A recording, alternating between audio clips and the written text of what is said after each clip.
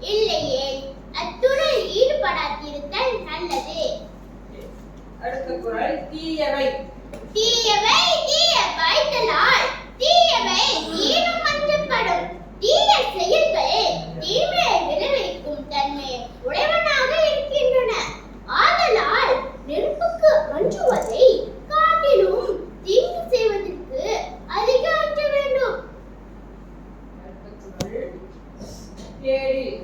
கேடி விளைச்செல்வம். கல்வி ஒருவருக்கு மாடல்ல மற்றையவர்.